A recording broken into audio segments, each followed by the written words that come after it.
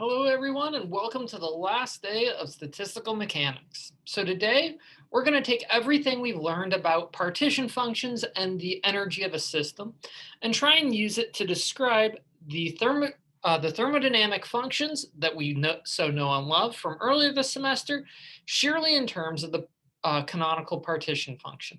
So this time, we're going after internal energy, enthalpy, free energy, and entropy. So a good place to start is going to be with internal energy. So internal energy is essentially expressing all of the movement or degrees of freedom of energy in a system. So as you might expect, this is actually rather similar to um, the average energy we generated earlier, with one notable exception, that the average energy is essentially giving all of our energy with respect to a ground state. However, we don't know what the ground state energy is. So one good way of looking at it is the ground state energy is going to be the energy when the temperature equals zero. Because when the temperature equals zero, all of our molecules are going to be in the lowest energy level. As the temperature increases, I'm going to occupy those higher energy states, and I'm going to see an increase in my average energy. So we can then express our internal energy simply as the sum of the internal energy at 0 degrees plus, again, our average energy is determined from our partition function. However, you can also express your average energy in terms of the number of molecules present in the system and the average molecular energy. So again, we can derive everything based on the ground state internal energy, the sum or average of molecular energies for each degree of motion. And again, this is going to be for each molecule for each degree of motion, which means that it's also possible to express the system in terms of the translational energy, the average rotational energy, vibrational, and electronic. With, again, this last term typically going to 0, and most of the expression dominated by these first two, with 3/2 kT and 3/2 or 1 kT for electronic. However, since most of the variation is going to be in the vibrational, when trying to compare molecular systems, it's actually this term that's going to play a surprising amount of a role. However, one of the other ways we can express the system is actually based on this general expression. Because it's possible for me to go ahead and replace my expression for the average electronic energy of the system in terms of the derivative of the natural log of the canonical partition function with respect to beta, which again is going to be a stand-in for the inverse of temperature, thus the negative sign here because it's the inverse of temperature. And again, make note that this is at constant volume. However, again, you can turn this canonical molecular partition function to the molecular partition function simply by multiplying the derivative by the number of molecules present in the system. So if we can get the derivative of the natural log of the partition function, we can get the internal energy. However, it gets a little bit messier as I start trying to hunt down the entropy. So for the entropy, a good place to start is from an older expression where under constant volume, we can derive the change in entropy from the change in internal energy divided by the temperature of the system. So if we pull this 1 over T out front as a constant, what I can then do is take the derivative of the ground state internal energy plus the average energy. Well, it turns out that the derivative of the ground state energy is going to be 0 because it's ground state and it's not changing. So instead, it's going to focus entirely on the derivative of the energy. So what we can then do is express the change in the energy as the sum of the energy levels, which should stay fixed, times the change in the occupation of the energy levels.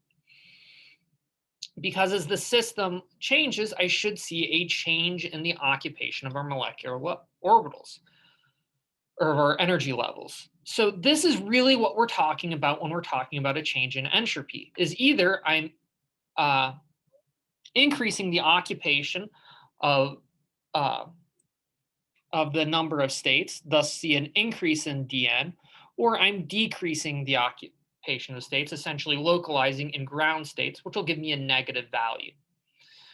But one of the other ways we can express this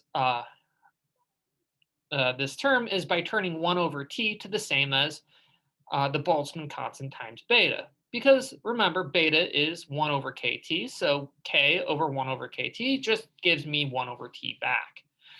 And again, multiplying this by the energy times the change in the occupation of the state. Now, when I do this, what I can then do is make note of, by pulling that beta term inside, I have the Boltzmann constant times the sum of beta times the energy times the change in number of states. Well, we used this expression before. This was also the same expression we got from taking the change of natural log of the weight of the configurational weight with respect to the change in the state of interest. So from here, what we can then do is back out the number of the change in the number of states should end up canceling out. Then change in natural log of the weight of the system becomes a constant with respect to the state, so it comes out front. This whole expression sums to 1. So what we can then do is derive the change in entropy is related to Boltzmann times the change in the weight of the configuration. If we integrate this to get the total entropy of the system, we finally proved Boltzmann's entropy, which I gave you back in chapter 3. So Boltzmann's entropy comes from this more statistical definition, where if I know the configurational weight of the system, and I know Boltzmann's constant, which is easy, I get the entropy of the system. But as we've seen previously, this can be a little bit cumbersome to use in everyday practice because trying to determine the configurational weight can be a little bit messy. So let's go ahead and backtrack our equations a little bit by using our earlier expression for the natural log of the configurational weight in terms of the sum of the number of molecules in state I times the natural log of the number of molecules in state I over n, which again comes from an earlier definition. What we can then do here is using the natural log, we can then use the natural log of what's essentially the probability of a system being in state I, which, as you may remember, is the exponential of negative beta energy. So using that fact, the negative will cancel out with the negative out front, giving us the number, giving us a sum over the number of particles times beta times the energy of the occupied state. But don't forget, we also have to deal with the fact that all of this was originally over the molecular partition function. So we have to deal with that exponent. While dealing with taking the natural log of that term, we still also have to deal with a sum over the number of particles in state I times the partition function, the molecular partition function. So again, what I want you to really focus in on is that after doing the summations, what we then find is that the summation of the number of particles times the energy should just give me the average energy, average molecular of energy, times the number of molecules in the system, times essentially 1 over t, which here we're going to express as Boltzmann constants times beta. But again, this is just pretty much 1 over t. What we end up leaving, the second term ends up summing over to simply the total number of particles times k, which again comes from that prefactor, times the natural log of the partition coefficient. Now, With one last substitution, if you're paying attention, you may notice that this expression is going to be the same as the different is essentially our average energy, which again can be expressed as the difference between the internal excited state internal energy at temperature T minus the ground state energy over temperature, which again is another way of saying the average electronic energy over T, because again, N times E, average electronic energy for the system over T, and again, just leaving behind Nk ln of Q.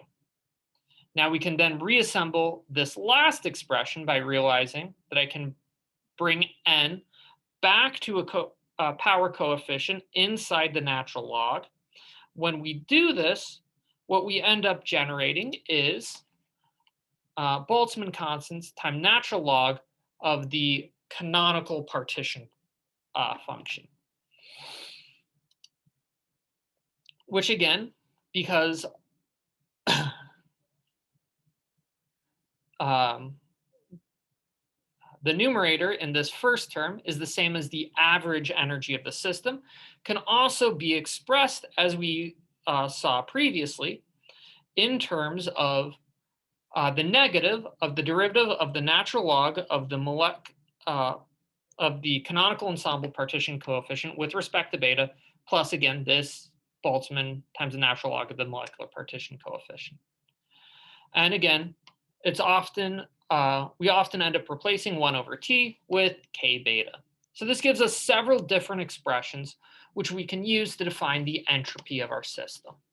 So depending on exactly what information you're provided with, if you have the internal energy, you might want to use this expression. However, if what you have is the canonical partition function, it's often more convenient to use this last and final expression. However, where this really comes in handy is when we're trying to determine our Helmholtz free energy, because here we can pull back to our old thermodynamic definitions.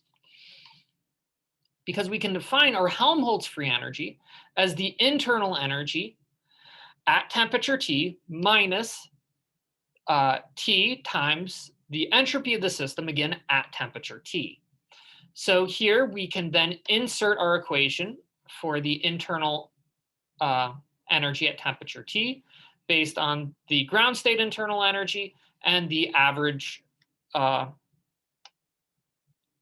energy for the canonical ensemble minus T times, again, our definition of the entropy at the entropy of the system. Now what we're going to be doing is looking for factors that end up canceling or converting. First of which is we can make this key approximation that under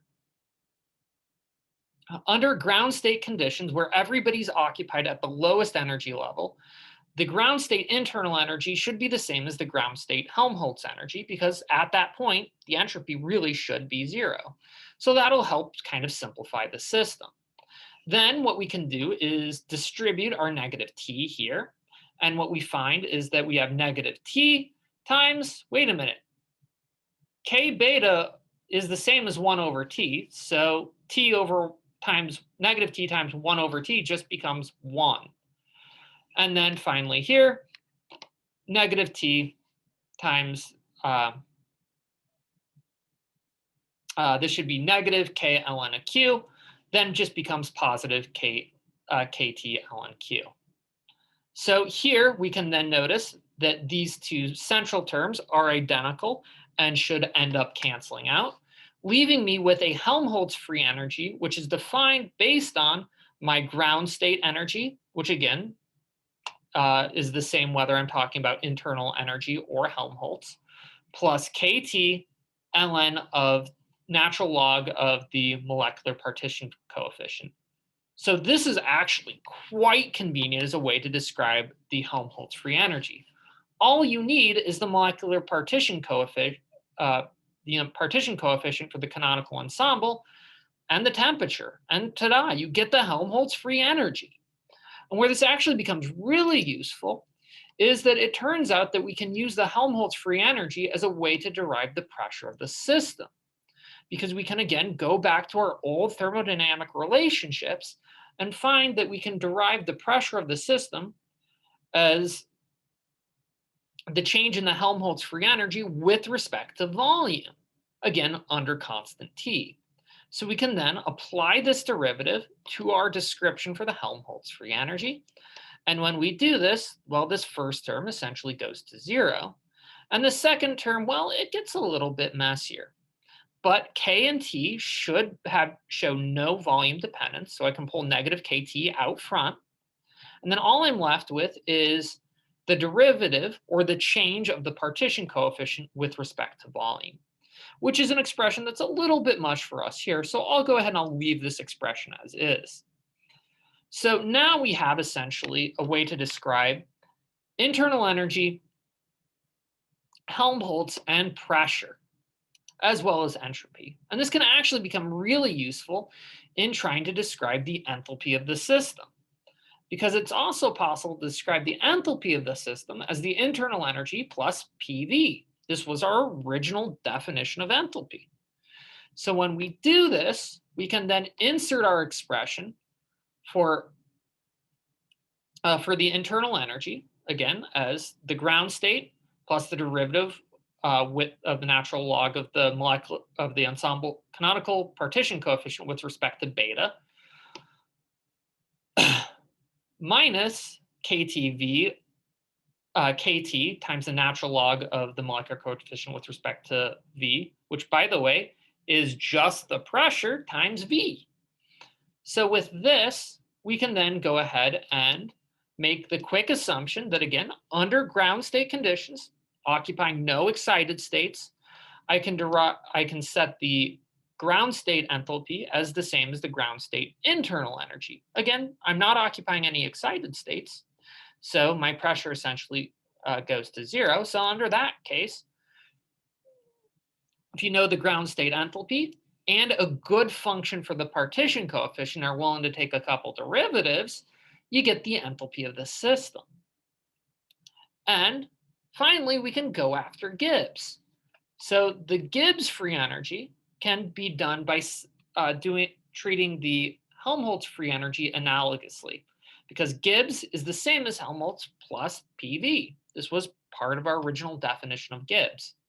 So similarly, I can put in my equation for the Helmholtz free energy and my equation for pressure to derive a net equation for the Gibbs free energy, again, at any temperature, making the assumption that the Gibbs free energy at ground state is the same as the Helmholtz free energy at ground state. However, there is a little bit more convenient way to try and treat the system for an ideal gas, because let's be honest, this expression for PV, while it is going to actually be fairly universal, is a little inconvenient. So I can go back to an older description of PV, the ideal gas law. So if I have an ideal gas, I can turn PV into nRT. So if I've got the molecular partition coefficient, I know the temperature, I treat my system as a gas, you can get the excited state Gibbs free energy pretty easily, especially if you have the internal energy for the ground state, because they should all be the same. Now, one of the reasons I really want to emphasize this is because if you remember back, the molecular partition coefficient can easily be obtained for volume and temperature. So if you're able to calculate vibrational frequencies, you can get that key pesky vibrational component, multiply all your partition coefficients together, and quickly get your Gibbs free energy. One of the reasons why this is so important and useful is that when you're using a computational software, this is usually exactly what is done. So it's important to know what is going on behind the gears. However, functionally, we can also reduce this form to more of a molar Gibbs free energy. And this is actually fairly straightforward to do. Simply put, you can just multiply the whole equation by the number of molecules. So what you can then do is combine my natural log to give the Gibbs free energy as minus nRT essentially treating it as an ln of by adding a natural log of n over n here. To simplify this expression to nRT, natural log of the molecular partition coefficient over the total number of particles, or again, in terms of a molar Gibbs free energy, just divide both sides by n, which then results in it using a molar molecular partition coefficient. Note this is molecular, not ensemble partition coefficient, divided by Avogadro's number. So with this, we now obtain a way to statistically and reliably determine the enthalpy, free energy, and internal energy and entropy of a system. And as you may imagine, this gives us a way to start with molecular scale properties, properties that are more quantum mechanical in nature, and scale them up to real behavior. So while all semester we've been struggling with how do we deal with a non-ideal system, a lot of the answers actually can be found by rigorously applying statistical mechanics. So with that said, this brings us to the end of the course. Take care and good luck.